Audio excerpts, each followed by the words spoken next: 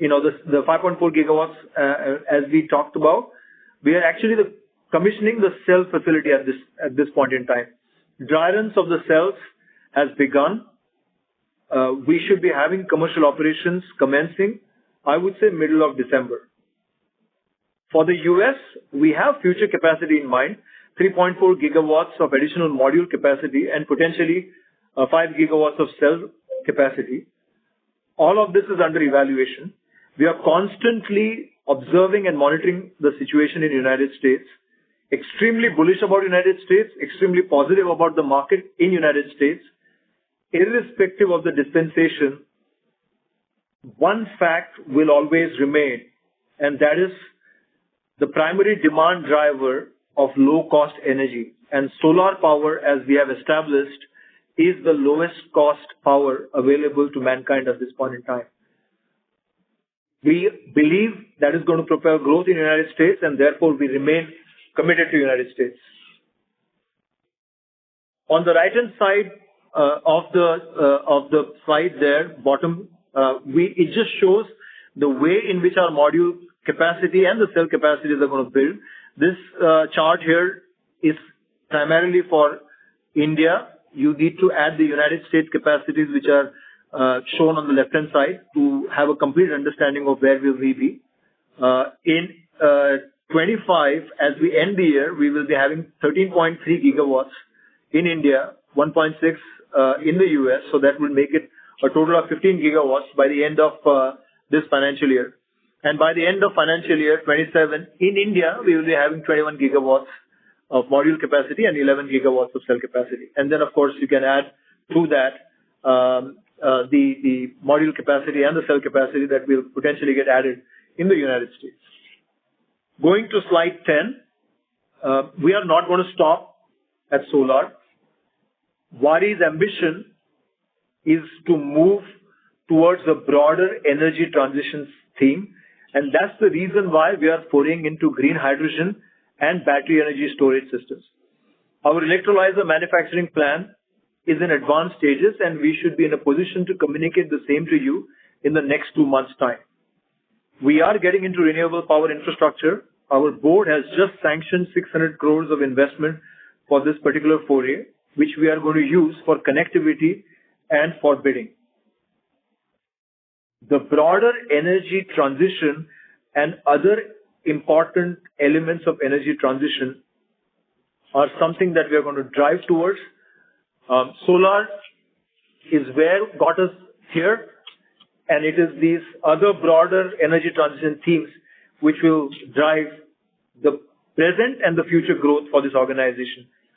Not to mention, solar itself is a big growth driver. With that, ladies and gentlemen, thank you for the patient listening. I'm now going to hand it over to Sonal, our Chief Financial Officer for financials. Thank you, Amit, and good afternoon to all, and welcome to the earnings call. Moving on to the financial performance of the company. On consolidated basis, we have reported a revenue of 36,634.63 million in the quarter, an increase of about 2.95% year-on-year. For EBITDA in Q2 FY25, the number is 6,139.37 million, an increase of about 14% year-on-year, with an EBITDA margin of 16.76.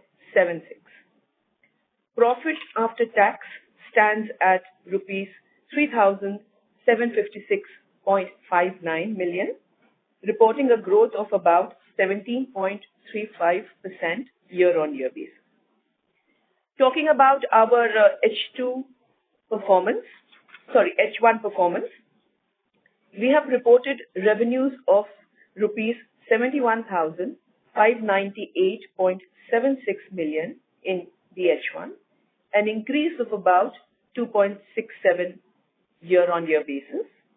EBITDA in H1 is close to 12,539.26 million, an increase of about 14.74% over previous year, with an EBITDA margin of 17.51. Profit after tax stands at 767.84 million, a growth of about 17.98% year-on-year basis. With that, maybe we can take some questions. Thank you very much, ma'am. We will now begin with the question and answer session. Anyone who wishes to ask questions may press star and one on their touchtone phone. If you wish to withdraw yourself from the question queue, you may press star and two. Participants are requested to use only handsets while asking a question. We request all the participants to limit your questions to 2 per participant. Should you have a follow-up question, please rejoin the queue. Ladies and gentlemen, we will wait for a moment while the question queue assembles. The first question is from the line of Varun G from ValueQuest. Please go ahead. Yes, good afternoon, everybody. Then on the first one. Thank you, Amit ji, for such a articulate and very well laid out scenario for us. Welcome to the maiden Concall. Really congratulations to Hitesh Bhai and the entire Waaree team for reaching so far. I think Waaree has always made all stakeholders proud. I have 2 basic questions. One, there is a common misconception that modules are a commodity. So I thought this would be good to understand what is the value addition that we do, how technical is the product given we supply to some global utilities. How do customers look at our product versus somebody who is probably new in the business, or there are so many new entrants. So I was trying to understand, is this really a commodity or is it, something that only few of us can manufacture? And second is, there is again a perception that the industry is only driven by profits that are protected through tariffs. And here again, I would love your clarification on one, the need for tariffs, or how do we see this playing out, and industry return on capital is not just maybe based on tariffs, and there are several other adjacent opportunities already mentioned. Thank you so much, and I'll come back in the queue for more questions. Great, Varun. Well, thank you very much. Extremely good question on commodity, and should we call module as a commodity? My answer to that is a resounding no. It is not a commodity. 2 extremely important factors we need to remember when we talk about solar modules. The technology involved in manufacturing is extremely evolved. The cell, which is one of the most important and I would say difficult to manufacture from a technology perspective, is where a lot of the efficiency drivers lie, right? And that cell technology has been evolving in the cycle of every 3 years. So monopole to TOPCon, we could be staring at HJT, and then tandem cells, which will just take the efficiency to a next orbit. So every 3 years, you will see a new evolution. And any module manufacturer who wants to be relevant into the future will need to, in their plan, have a full technology roadmap in them. In fact, we at Waaree, we actually depreciate all of our manufacturing equipment in 3 years' time to accommodate for all these large technology waves that keep happening. And that's why you have to keep yourself fresh. And so technology is an extremely important reason why modules are not a commodity. The second reason that we should, and whilst on technology, I would also like to emphasize that with technology comes quality and certification. And to be accepted in India and also in the markets like United States, you need specific certification, which comes with years of experience, which comes with quality, which is demonstrated and not just demonstrated once, but demonstrated over a period of time. That will define the bankability of your solar panel. On the tariffs, it's extremely important to note that everything that we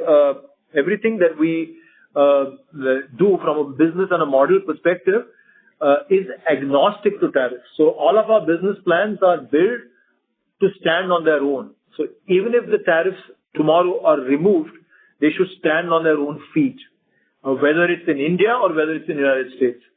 Of course, what happens is when you have tariff and non-tariff barriers, it creates an ecosystem of growth and creates Atmanirbharta from an India perspective. And I think from that sense, it is extremely important, and it incubates the whole industry, I would say. Going back to the commodity and modules, I would like to add one more point where there are other types of modules, solar modules. I talked about it. It's building integrated photovoltaics, flexible panels. All of these require a technology at a totally different level. And these are just beginning, I would say. So Varun, thank you very much for the question. Thank you so much. Welcome. Thank you. The next question is from the line of Hemang Khanna from Nomura. Please go ahead. Hi, sir. Thank you for taking my questions and congrats on the great set of numbers. So first, if you could share some updates on the progress on both the 5.4 gigawatt cell facility and the 6 gigawatt integrated facility. You definitely mentioned December. Could we get some updates on the 6 gigawatt facility? Are you on track for maintaining those timelines? And related to this, how much is the total spend for both of these plants now? Secondly, you all mentioned that you all are investing about 600 crore or Waaree infra and bidding. Can you help us understand what's the long-term strategy for the company over here? And let's say more on a medium-term basis, what is the targeted capacity that you want to hit for Waaree infra or let's say bidding pipeline? Also, what would be the typical capex needed for this in the coming years? I would assume that, given that we are a large module manufacturing capacity, we have significant advantages versus other players who are procuring these modules from outside. Could you help us understand this piece of the business a bit better? I'll come back in the queue for further questions. Thank you. Great. Hemant, thank you very much for the questions. I did talk briefly about the 5.4 gigawatt cell facility that is coming up in Chikhli.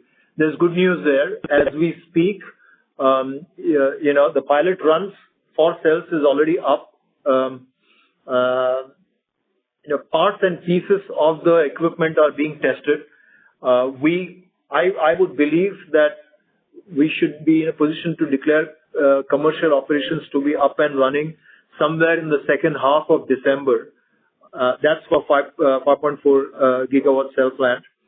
For the 6 gigawatts of ingots and wafers manufacturing, I would say, again, I talked about it in the presentation. Number one, our design contracts have already been given. They have already been awarded. So, and the design is in its advanced stages. On ground, on the land, cutting and filling of the land is going on as we speak. The boundary walls have already come up. And so things are moving fairly fast. There are some long lead items which need to be ordered now, and those are being negotiated also. So it's moving in the right direction. I would say we will start commercial operations somewhere in the FY27 timeframe for the 6 gigawatt facility. As far as the 600 crore investment is concerned, it is essentially for land and for connectivity. We are looking at how do we provide one-stop solution for our customers from the perspective of maybe EPC contracts, maybe overall offerings for renewable power projects. So this is therefore an initial tranche that we are given. As this business starts getting more and more fructified, we will be in a position to come and tell you about the details. Got it, sir. And thanks for that. And just to get a sense on what is the overall spend for the 5.4 and 6 gigawatt facility as of now? Yeah. So basically for the cell facility, we've almost completed our capex, which is about